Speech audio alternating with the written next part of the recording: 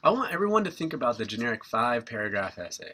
The one that begins with a hook in the introduction, a thesis at the end of the intro, a topic sentence that relates to the thesis at the beginning of each body paragraph, and a conclusion at the end, one that often reiterates what you've just said.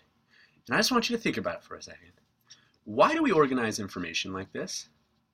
I believe we organize papers like this for two reasons. Number one, such an approach is very deductive, meaning that you give your audience broad generalizations and then specific support, which makes it easy to follow. And number two, I believe we present information like this because teachers teach how they were taught, and most teachers at some point were taught the 5-paragraph essay. This is fine and problematic. It's problematic because this way of thinking is just one way of thinking and presenting information. It makes it seem as if the whole world can be reduced to a 3-point thesis and 3 body paragraphs.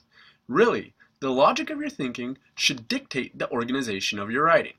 Once again, the logic of your thinking should dictate the organization of your paper. Consequently, for this paper, you do not need to organize your paper in 5 paragraphs. No. Can you? Yes.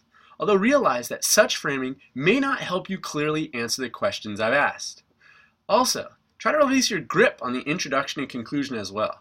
I'm not forcing anyone to include an intro that contains a hook and background, etc.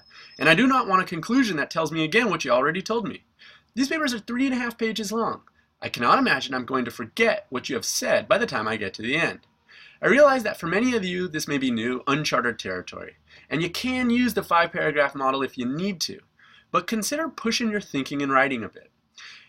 In order to help you, I've provided examples of beginnings for this assignment. Have a look, and please give yourself enough time to digest the varying ways you can shape the paper. Good luck and have fun.